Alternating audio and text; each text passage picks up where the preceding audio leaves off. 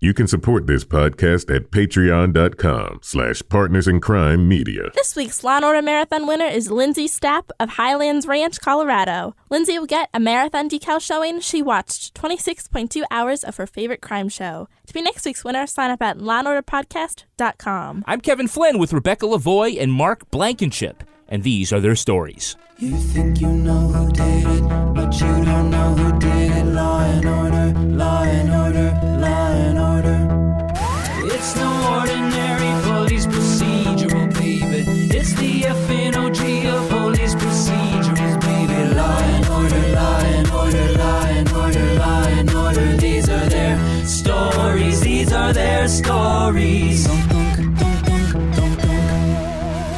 Welcome to These Are Their Stories, the podcast about network TV's most enduring crime franchise and the real-life cases that inspired their shows. I'm Kevin Flynn. Each podcast will break down an episode from either Criminal Intent, SVU, or Original Recipe. And today we're looking at Law & Order Season 8, Episode 22, Damaged. Three boys gang up on a retarded girl and you just say, oh, okay. What, are you afraid of a lawsuit? Joining me to do that is true crime author and the host of Crime Writers On and Slate's Mom and Dad Are Fighting podcasts, Rebecca Lavoie. Hello, Rebecca. I wouldn't be here if you had been able to fulfill my request for a desk job, Kevin. Just saying.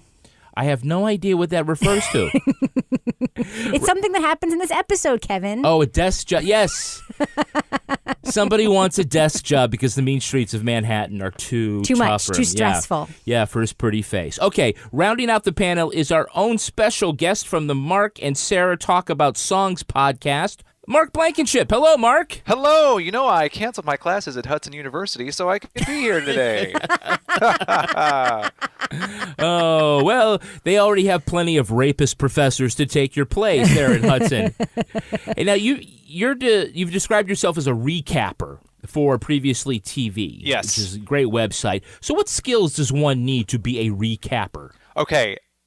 I actually do believe one does need skills. So other than a willingness to sit and watch the same episode of television over and over and over again in a very short amount of time, the number one thing that you need, I think, is a critical eye that is able to see a work of art from both a macro and micro perspective almost simultaneously, because your job when you're writing what I would consider to be a good recap is to not only explain what's happening, but to put a context around all of that. So you're not merely reporting, you are reporting and analyzing simultaneously. And you also have to write it so that someone like me, who's supposed to be doing their job at work, wants to read your recap instead of doing their actual work. So it has to be funny and engaging and a real page turner. Yeah, it has to have a point of view. It has to have a sense of an audience. Even if that type of audience that I imagine in my mind is never actually reading my recap, I always feel like I'm writing toward a specific type of person,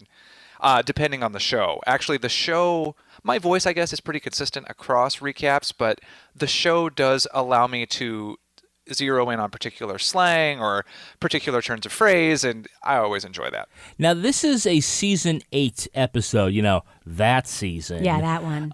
The one where the writers tried to give us more of the characters' lives. Mark, for such beloved characters, why does nobody really seem to like this season? Well, that's the thing. Until I started to talk about this episode with people a few years ago, one time in the context of Previously.tv, I didn't know that nobody liked this season because I discovered Season 8 in the A&E years, and that was before the internet, right? Or at least not before the internet, at least before I was looking at things online about TV.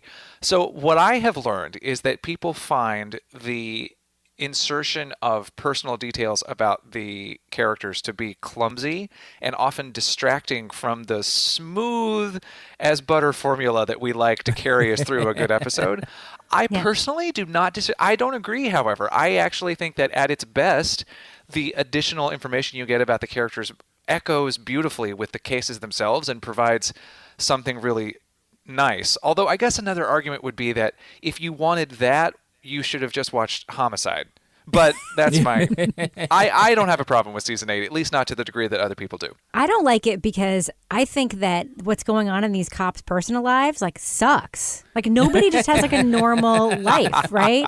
Nobody just has like a nice spouse. Somebody gets engaged. Yeah, and that's acknowledged for like 4 seconds. And we also know that in other seasons, she has like the horrible divorce. And it's this season we know. Yeah, so I don't know. I mean, like, nobody just has like a regular, like, they have a stressful job, right? All these cops have stressful jobs. And no one is just like a nice uncle at home. Everyone has like a super shitty, depressing, awful situation. I don't like that. I like to think that like Briscoe enjoys like a moment of happiness when he goes home and takes a bath at night and isn't dealing with his like junkie informant daughter. I mean, I would like to think rubber that. ducky and Exactly.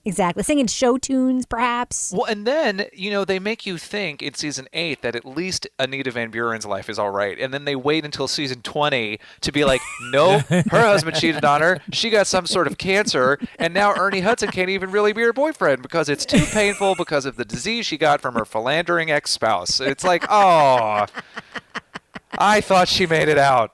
Yeah, me too. Nope. But you're really right. It's like not actually necessary for every character on the show to be having a Baroque tragedy befall them all the time. Now, Mark, of all the franchises, which 2 cops are your favorite detective team? Favorite Law and Order detective team? Definitely it's Briscoe. I mean, there's no question. Right. But I would actually have loved to see Briscoe and Fontana together. Think about it. I loved Fontana. Loved him. Because Fontana's like the old dude who is still wearing the like $15,000 jacket or whatever. Like, I would love to see 2 old guys who come from very, very different worlds. I would love to see how they operate together. That's my fantasy. But wouldn't that be like mustard and brown mustard? No, that would be like the movie Bucket List. Oh, okay. Yeah. Well, see, what I think it would be is that what would happen is they would end up really fighting all the time because they both think that they know best. And I would really enjoy that. Now, but if we're talking about actual pairings that existed, I have a perpetual soft spot for Briscoe and Curtis. Mm-hmm. I also know that Ray Curtis is not among the most popular, but I think that Briscoe and Curtis are great. I love it when Curtis refuses to take like a free meal at the diner and Briscoe's like, come on, kid, live a little. And Curtis is like, no. And then I really like that. Do you have a favorite prosecutorial team? Favorite Law and Order District Attorney Prosecutorial Team? Oh, gosh. Yes, that would be Abby Carmichael with McCoy. Yeah. Because Abby Carmichael, I don't know if you have this ingrained in your mind as much as I do, but in that very first episode where we meet her and McCoy's like, I didn't know what you like to eat. I got ribs and I got you a salad. And then she's like, you know what? I'll eat you graze. And she shoves the salad in him. That is my tea. I am here for it. So I just love Abby Carmichael's no-nonsense, down-home sass. Yeah, I love her too. Love her very, very much. And I love her scratchy little voice. I love everything about her. You guys, as I was saying before we started recording this episode, I felt like I was going to be in a safe space, and the fact that you just said that made me know that I am. Yeah. Thank you for that. I like to think that on the weekends, Abby Carmichael would unwind by beating up hobos. With her like straight brown glossy locks and her pearl earrings. Exactly. But maybe she would do that, but she would be wearing like her university sweatshirt because it's the weekend. Exactly. Now let's look at the first half of this episode, Law & Order Season 8, Episode 22, Damaged. Just a note, in discussing this episode, we'll be using the words retard and retarded. Although it doesn't reflect present-day attitudes about these terms, these words are important to the plot of this episode.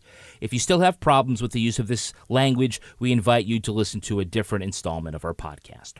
A teacher is wounded in a run-of-the-mill schoolyard shooting. The girls say they love Mrs. Novak because she stands up for them, especially when she makes sure those 3 boys got suspended for having sex with them in the music room. Kids shoot teachers over a suspension. One of our witnesses said the boys who got suspended were in the parking lot right before the shooting started. They were gone when we got there. Yeah, there was a Camaro in the lot that belongs to one of them. The principal's rounding them up for us. The plot thickens when CSU determines there were 2 shooters firing at each other. One of them was at that douchebag's Camaro. So if the Casanovas had one gun, who was firing the other?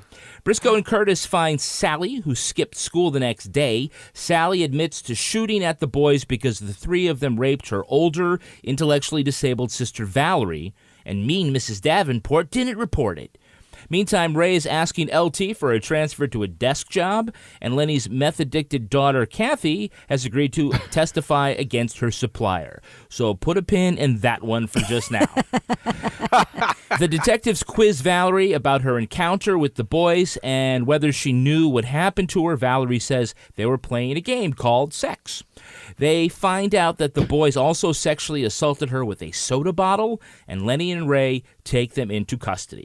Okay, a school shooting is pretty serious, but they seem to dispatch with that storyline pretty damn quick. Yeah, they're not really concerned about a whole lot of things going on at this school. Like, everyone's incredulous. Like, there's all this sex happening at the school, and teachers are like, meh. Their cavalier attitude is truly shocking. Yeah, I think even the ballistics guys, Mark, are like, so what was actually going on in that music room? Was somebody banging on the piano, if you know what I mean? Oh, but it's also so true that one of the things Law & Order loves to do is terrify parents. I feel like there were two great motifs of Law & Order in the late 90s, early 2000s. One, the internet is ruining everyone, and it is currently going to ruin you. And two, parents have no idea how to control their children, which I know is a theme of all art throughout all time. But like, they were going all in on teens having sex on camera and then killing each other over it, if you remember from this period. Yeah, absolutely. Both of those things came true, though, so I don't see what the problem is. I should have said Law & Order, the Cassandras of their day. Yes. Now, apparently, these guys are really upset because they can't sling the D because there's a padlock on the music room. That's how they dealt with it. Well, we'll just put a padlock there. You won't be able to have sex anywhere in this crappy school. I don't know about you. I mean, I went to school in the late 80s and early 90s, right? So not like too long before this episode is supposed to take place, right? Right. I went to school on Long Island, not New York City. We had guards in our school, like hall monitors, like paid like employees. We had a metal detector. We couldn't go anywhere without a hall pass. Maybe I was just ignorant of what it was my classmates were doing, but there certainly was no like group of 6 people disappearing for protracted periods of time for orgies. Yeah. In my high school. So I just have no idea how that would even like come to be. I don't know. I mean, am I crazy to think that this could happen? I don't know, Mark. I'm actually having FOMO that was happening and I wasn't invited. Well, I went to a semi-rural high school in Tennessee, and I left campus every day to get lunch in my senior year because I was such a rebel, and no one ever noticed. So in my high school, it actually could have happened. Like, my friend Stephanie and I would drive to the next county to go to this really crappy fast food Italian place called Fazoli's, but we went there specifically because there was not one in our county, so that by the time we got back from lunch and came into our classes with our Fazoli's cups, people were like, "What?" So yes, and the music room, of course, because New York is just like a pit of cultural despair. It wasn't even being used, right? That's why they would always go in there because who wants to use the music room? Music is for homos. It's like the library today. Yeah, exactly. Exactly. Obviously, if you're driving a Camaro to high school in 1998, you're a future felon, right? That's right. If you're driving, but this is the thing, like, what, like, New York City kids drive to school, period? Like, why were those kids? I think you're missing the point. Mark is picking up what I'm putting down about the Camaro, yes. right? Oh, my gosh. So, yes. Although, I do want to say that's a fair point because, granted, I've never been a high school student in New York City, but in my experience, there aren't a lot of schools with parking lots for the students. Yeah. But if said parking lot existed and said student drove a Camaro onto that lot, he should be watched at all times because nothing good. And in my mind, I know that this isn't actually accurate, but whenever I think about this episode, I always imagine it's a yellow Camaro. It's a good detail. Because doesn't that just add a little bit of extra skis onto the top? It does. It does. Yeah. Absolutely. With a chain around the license plate. This show obviously came out before our cultural sensibility shifted away from using the word retarded either literally, like because it was the clinical term at the time. Yeah. But it didn't shy away from it. And to call someone a retard. And they talked about the kids using it, as an insult, but they also used it as in the clinical way. Right. And it is so unbelievably jarring in Yes. such a short period of time how toxic that word has become. So Yeah. you have like a character that is eloquent and beautiful, like Jamie Ross, just saying like, Can we make a rape case? Depends how retarded this girl is. depends how retarded she is. And as an audience member, you're like, whoa, Yes. what just happened? But back in 98, you're like, yes, we must know. This is important to know exactly How retarded she is. retarded she is. Yes, it's a legal point. And that is one of the things that I mean, for all of these hilarious inconsistencies that you have already helped me unearth, one of the things that I do really like about this episode is the seriousness with which it asks the questions about a person's dignity and the ability of a person whom the state has decided is mentally impaired to determine the path of her own life. Those questions actually, despite the language being really toxic now, are still really interesting to me, and it's one of the reasons I like this episode so much. Now, guys, we have a Hey, It's That Girl. The girl. Rebecca, can you name the actress who plays Valerie? Her name is Lauren Ambrose. Yes. Right? Yeah. Okay, just checking. Dad says I'm special. That's why I'm special ed. Do the other kids treat you special? Nicole, she spilled ice cream on my new dress. Didn't even say I'm sorry. She just called me a dummy. She's best known as Claire from 6 Feet Under. Yep. And she has had 5 Law & Order and SVU appearances. 5? Yep. Right now, you can see her in Season 11 of The X-Files as newer model Scully, Agent Einstein. Now, it's funny because when she first came on this, I haven't seen this episode in like forever, but when she first appeared on screen, I knew she looked familiar, and I was like, it took me a couple minutes to place her. But it also took me a couple minutes to place her because it took me a couple minutes to figure out this was an actress I knew who was playing somebody with developmental disabilities. Right. And which is not like, there's a thing, it really kind of like lands on like, how do you feel about that? Yes, we've seen it done both ways in a Law and Order franchise. And I don't know how I feel about it. I really don't. Mark, it is so hard for an actor to play a disabled character in a way that's both dignified and not distracting and cartoonish. Yes. Same like with an actor who's supposed to have a stutter, right? It's hard to do that in a way that ends up, I think, coming across as believable and doesn't take you out of the episode. But I believe that Lauren Ambrose pulls it off in a really good performance here. What do you think? Oh, I think she's spectacular in this episode, and I think that her performance is one of the things that makes this episode, to me, so endlessly rewatchable, because she, as an actress, has clearly chosen to agree with her character's own estimation of her dignity, right? She chooses to show us the struggle that Valerie is having to articulate not only what has happened to her, but why she is okay with it. And there's this defiance that she has on the stand, especially in the court. I know that I'm jumping way to the end of the episode, and I hope that's not too far outside of protocol. It's all right. That's okay. But she has this sense of fully realized defiance and selfhood that I find really moving, and I think it's because also, unlike, say, Sean Penn in the movie I Am Sam, who I feel like is doing all ticks all the time, I feel like that she is choosing to make one or two acting gestures to indicate a condition exists, but she's not playing into making sure that we remember all the time that it exists. Right. It's believable that she would be seen as sexy or attractive by her classmates because she is. Yes. You know, it's believable that she would be seen as helpless by her family because she's not, but it's believable that she would be seen that way. She does walk the line really well. It's just, it is, I think, another thing that hasn't aged well is this idea of actors playing people other than who they are, what they represent, what they look like.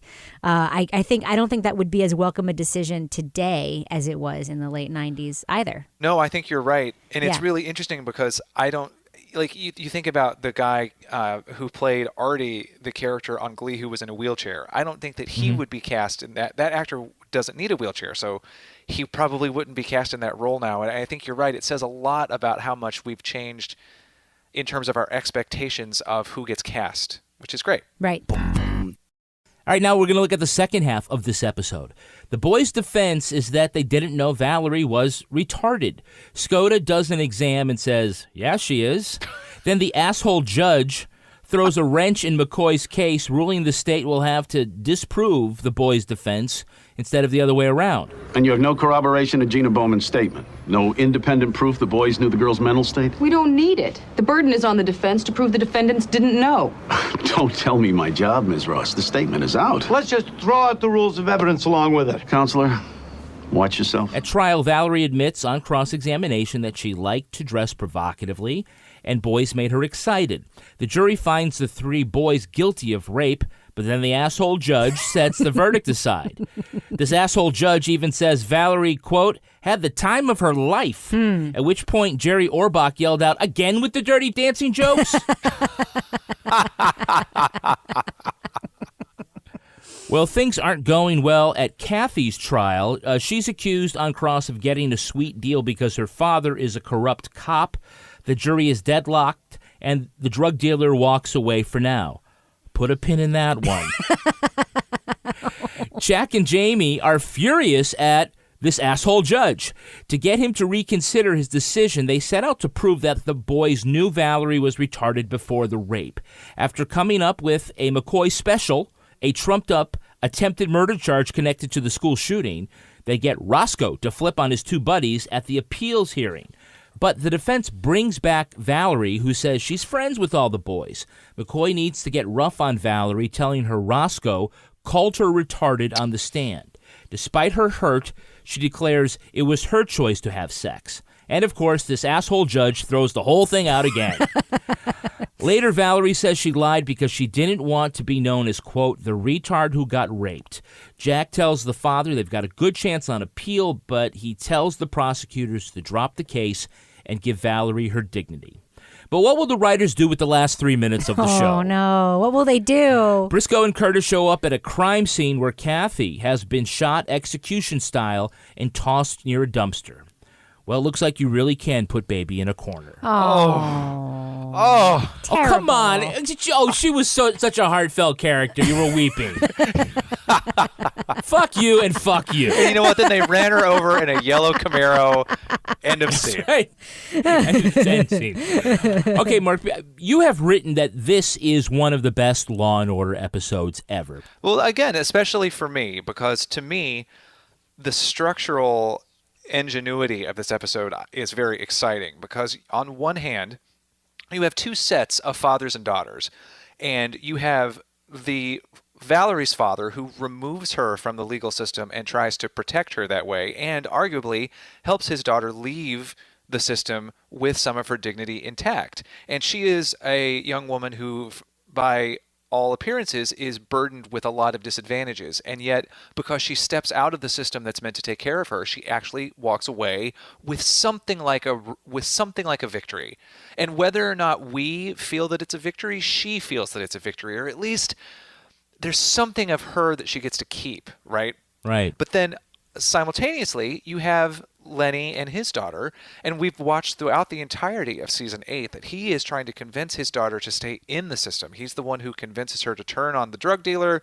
He tries to get her off but can't, so he says you can work the system to your advantage. And at the end of the day, the daughter who stays inside the system is the one who pays the ultimate price. And she is the one who you would think would be the most advantaged in the system because her father is a detective, but instead she loses quite literally everything. And then we leave the image of Lenny bereft, just saying, she was my baby, Ray, which I think is such a powerful performance from Jerry Orbach right there. And I feel like that this episode puts so much on us to determine, well, damn, what do we make of this system? Who is it for? Who is it protecting? How am I supposed to feel about any of this? Like, it really has such a moral ambiguity that I quite like, and that I feel Law & Order is very often not given enough credit for. And add that to the sophistication, I think, of Lauren Ambrose's performance, and one of the all-time great asshole judge performances. Yeah. I hate that guy so much. I feel like it's just a great episode. And the last thing I will say is, if you're a super nerd for Law & Order, Lauren Ambrose's witness stand shirt is a shirt that appears in like 35 episodes of this show. And it's just got that. It's even got the Law and Order shirt. Because if you watch, there's always somebody folding laundry who finds a body who's wearing that shirt. So all of those reasons are why I think this is such a crucial one. Wow. Hey, it's that shirt. Well, Mark really made the case. It was a really thorough case. Yeah. So, all right, let's get back to the criticism and commentary here. Okay. So, with a straight face, they are going with the "we didn't know she was retarded" defense. Yes. Okay, I just can't even. You can't, because after 10 seconds on the screen, we all knew it, right? Yeah. Like from the second she rolls into that pizza parlor, we're like, something's off about Miss Valerie. And Skoda figures it out quickly. Can we please talk about Skoda in the show for a second, please? Skoda? For me. I don't know of whom you speak.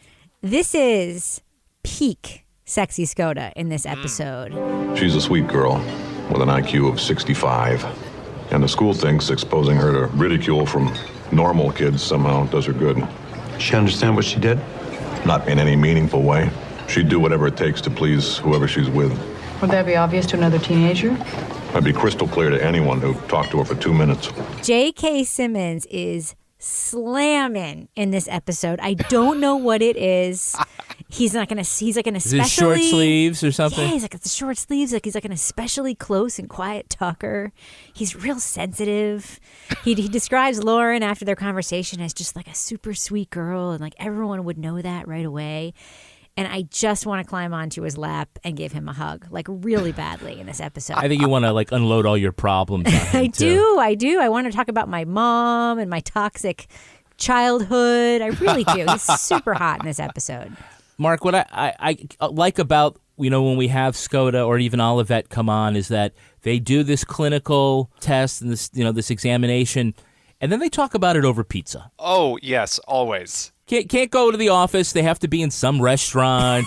And he's wiping his mouth. It's like, yeah, geez, that guy is a total narcissist. I could see him killing his kids. And then you always get both Carolyn McCormick and J.K. Simmons serving you that food acting where it's like I just in disgust just put my tuna melt down. I can't just put it down. I can't even eat it anymore. This person is so evil. I can't finish these fries. That's one of my favorite things about when they show Orbach in the pizza place is he's always going for the second slice, which is exactly what you do. Yeah. You don't do that thing where I lost my appetite. No one ever says that. No. See, now you're thinking of the detectives talking to the ADA. That's right. Walking with the hot dog in Central Park. They actually sit down. Buying the pretzel, yes. Or with the Abby Carmichael, it's both a pretzel and a hot dog. But you're right, but the therapists, the psychologists, I should say, they always force a nicer meal out of the local court. That is true. Now, why do we have this asshole judge pushing back against the state's case? You mean discount Bradley Whitford, the asshole judge? CPL 6048, the victim's manner of dress is inadmissible. Given the circumstances, Mr. McCoy, it's relevant.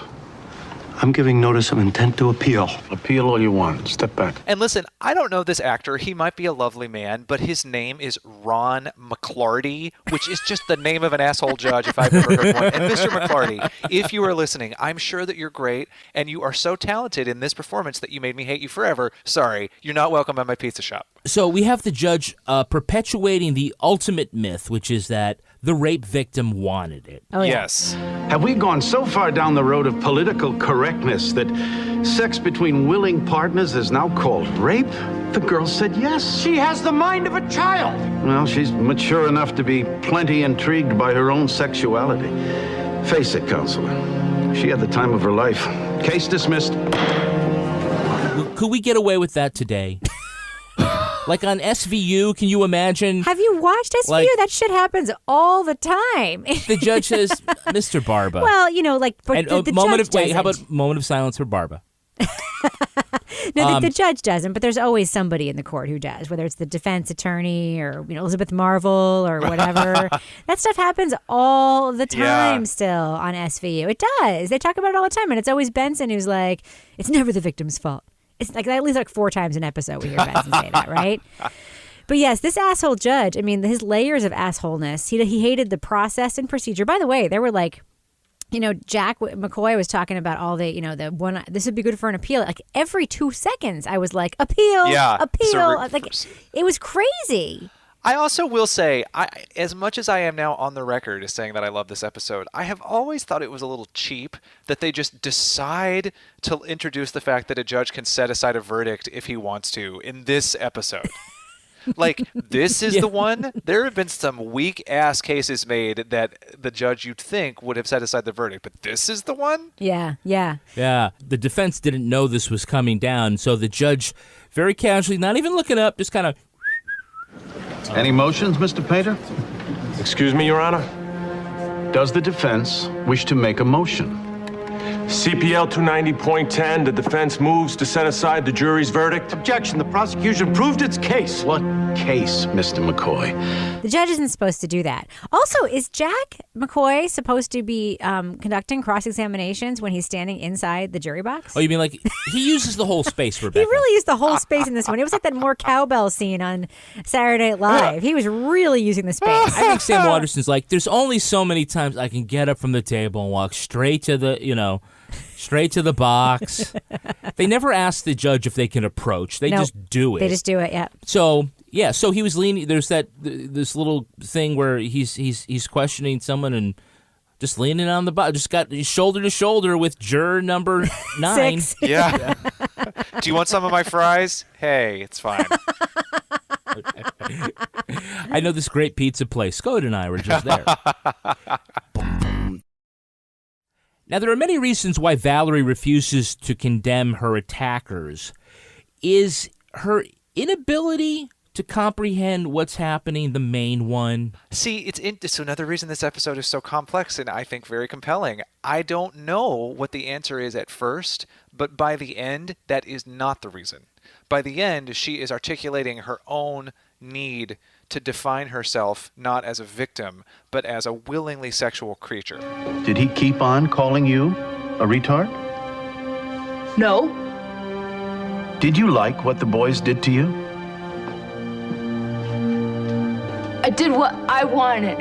Your Honor, the defense requests you deny the state's motion to reverse your prior ruling. And whether or not we think that she has made the right choice, whether or not we agree with her, whether or not we still think that she was raped, because I certainly do, that is by the end what she's saying now. But at the beginning, honestly, I don't know. And I don't know. I feel like she's been written in such a way that maybe she doesn't know. I think that it's because she wants acceptance. Oh, totally. Oh, yeah. And so does everyone else in this episode, Yes. right? I don't think it's about Valerie wanting sex just like, other people want. I think it's her wanting to be accepted and her wanting to be hung out with. Yes. So we do get 2 great testimonial performances from Valerie's character, from Lauren Ambrose at the trial and then at the hearing to ask the judge to reconsider his decision. And in the second one, when she hears... Would it surprise you that he said Hayden did call you a retard? Briscoe said that? Was he lying? No. We see this look of disappointment on her face. Yep. But then she doubles down on saying that she was the one who wanted to have sex. That's right. And then we hear again, she has a discussion later in the conference room back at the DA's office where everything gets worked out, always. But that's why I think that to her, it's about being like everyone else. Yes. Yeah. And if that means that I will deny that I was raped, because I think she understands that she was raped. I think she understands That she didn't want to have sex with 3 douchebags in the music room. You think she understands that?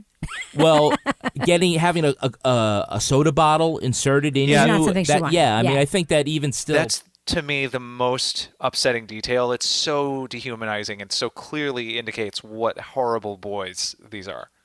I think also the way she describes the sex is dehumanizing. Yeah. They took off my clothes and he was bouncing up. He was bouncing up and down on top of me, kind of thing. It's like, oh. It's so bad. But I think you're right though that Valerie at the end has decided that she's not going to allow it to be defined that way. And maybe she doesn't even believe it, but what she does believe is that she is going to take some kind of control. It's just so complex, and I do think it's great that the show does not expect us to be like, go girl, that's right. Like, you're just left to sit with it the same way that you're left to sit with the death of Lenny's daughter. Like, deal with it, folks, is kind of what that episode is saying. Well, the episode closes with Briscoe's daughter being murdered. So here's Jerry Orbach's Emmy submission. She was my baby, Ray. What am I going to do? Come home with me, partner. We're at the end of season 8, so everything's all this, guiding light background stuff is coming to an end. This is how they wrap up the Orbach, storyline. We'll start with the expert on this. Mark, is this satisfying? Oh, yeah, to me, absolutely. And especially because this is the end of the experiment, really. Like, again, Lenny obliquely mentions this a few more times. And there are episodes later when Ed Green will talk about, do you have kids? And he's like, oh, sorry. But they don't ever really go back to this. And to me, I find it to be a very satisfying conclusion to his whole arc in this season. And tell me if I should save this. There's one other thing I wanted to mention about Lauren Ambrose's overall arc as a Law & Order player. Go ahead. I just think that this episode is also exciting because it is the pinnacle of the arc that so many of the guest actors took on that show, where you start out in a small role and they just get bigger and bigger and bigger, because her first episode is in 92, in the one where Claire Danes is the killer, if you remember that one. So Claire Danes is a young teenage model who kills her sexually abusive photographer, and Lauren Ambrose plays one of her model friends, barely in the episode. Next, Lauren Ambrose plays the sister of a guy who kills his father, who is a building superintendent, because he thinks his father's background as a janitor is going to hurt his chances of getting into Princeton. Okay. I remember that one. Yeah. Yep. And then, so she's his sister, and then finally she ascends to being the central guest star. And you see it with Dennis O'Hare, you see it with Frances Conroy. I just think I love watching enough of this show to be like, oh, look, someone believed in you, and now you're famous on your own. But the question is, can you tell us the arc of the shirt? All right, let's take a look at the real-life story that inspired this episode. It is time for Rip from the Headlines. I'm dreading this one. Dreading it. You think you know who did it. You think you know who did it. But you don't know who did it. You don't know who did it. Rip from the Headlines. This episode is inspired by the 1989 rape case of a mentally disabled girl by a group of high school athletes from Glen Ridge, New Jersey. The boys were in a park after school when the 17-year-old girl arrived to play basketball. The teens convinced the girl to go with them to a nearby home. They urged her to take off her clothes, and there in the basement, 7 members of the football team took turns raping her. They also sexually assaulted her with a broomstick and a baseball bat. The arrests of 5 students divided the town. Some saying the star athletes from well-to-do families got special treatment. Others blaming the girl for being flirtatious and eager to sexually explore. At trial, prosecutors argued the disabled girl didn't understand what happened to her and didn't know she could refuse their sexual overtures. Attorneys for the defendants said the girl had pursued the boys, a move reporters dubbed as the Lolita defense. After 23 weeks of testimony, the jury convicted 4 of them on charges ranging from conspiracy to rape. The case was the basis of a book and a TV movie, Our Guys, Outrage at Glen Ridge.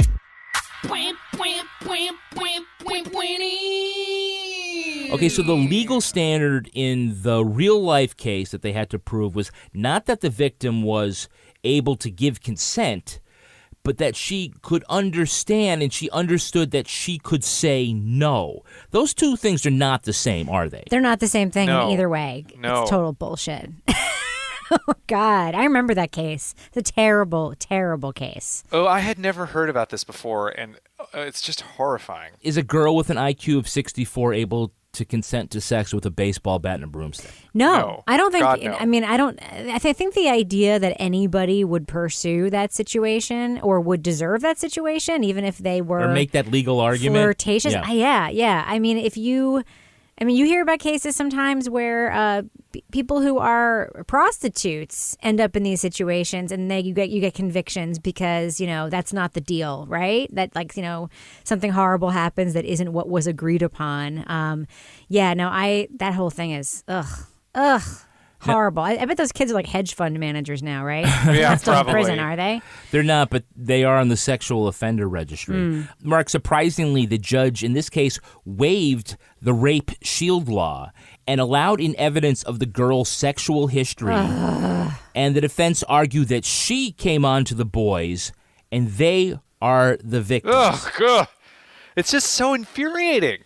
It's infuriating. If you were a jury on that trial, would you be receptive to hearing that kind of evidence? No, but then again, I can't believe that there was ever a time that a jury was receptive to hearing that. And probably there are more people. I knew you would say no, but there are probably more people in the world, even right now, who would accept that than I would like to believe. As an aside, Rebecca, during the 4 years that it took to go to trial, the teen that was dubbed the mastermind of the rape was charged in a separate sexual assault in college. Not shocking. No. Not shocking to you at all. No. I mean, this is not like one of those things where like people do it once, typically. I mean, I think that, that kind of like predator behavior, it really is a thing. And I think as much as like parents and PTA members or whoever, stupid asshole judges want to be like, he's a good kid who made a mistake. If you really took an honest poll of a lot of the girls and women that these assholes like encounter in their lives, it'd probably, describe a pattern to you, is what I'm guessing. Now, one of the saddest parallels in the real life story and the TV story is that even during the trial, the girl said she still wanted the boys to be her friend and she didn't want to get them in trouble. Right. Ugh. So again, I think this is a case where this girl understands enough that she wants to be accepted like everyone else. No, I think you're right.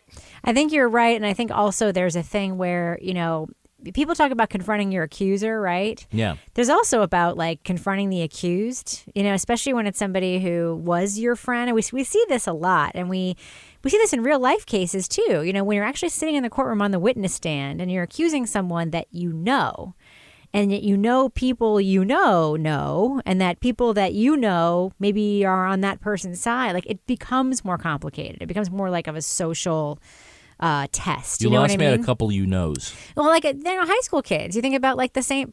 Paul's case, the big famous case that happened here, when a couple of those kids got on the stand and they talked about the behavior of the defendant. Some of them weren't willing to say, like, they were still saying like, oh, he's my friend, he's whatever, even as they were describing this like pattern of behavior. It was difficult. It's difficult, especially when you're kids, to break that social order. That's all you have when you're a teenager. Yeah, I can see like wanting to maintain friendships that you have. Mark, this is, I think, a case where the girl wanted to get into a friendship or at least maintain what she thought was a friendship. Right. Well, that was a pretty fucking depressing episode of was. Law and Order. Can we go back and talking about stories. how sexy Skoda was again? Should we end it on that note? But I feel like, though, one thing that I think is true is that this episode, again, does a very good job of making us face things like this. And I will just say, perhaps on a more positive note, moral ambiguity is something that primetime drama on NBC is perhaps not given credit for delivering, and I do feel like they deliver it here. And Skoda did look fine.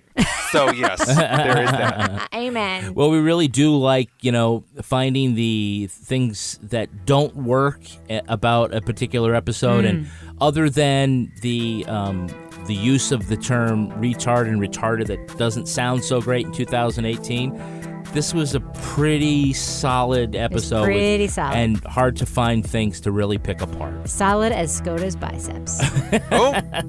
Well, that is going to do it for us. I want to thank our special guest, the Law and Order expert, Mark Blankenship. Mark, where can our listeners follow you online?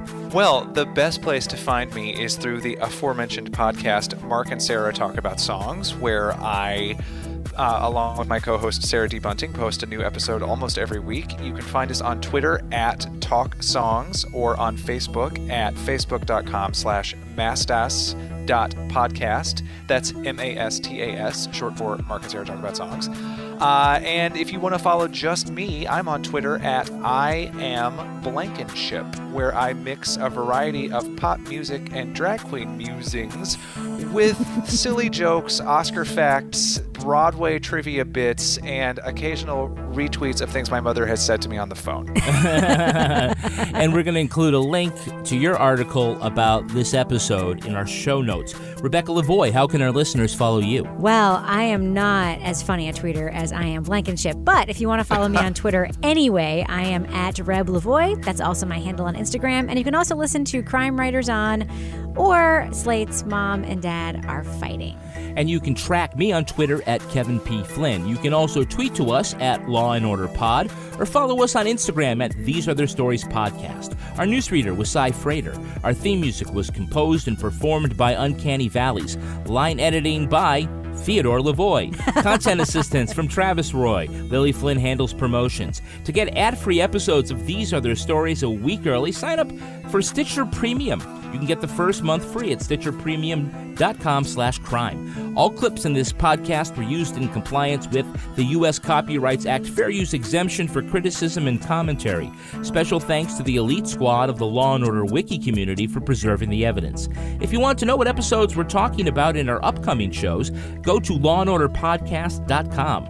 Sign up for our newsletter for a chance to be our next Law & Order Marathon winner. These Are Their Stories was recorded in the Yoga Loft above the Bodega in Bay St. Louis, Mississippi studio and is a production of Partners in Crime Media.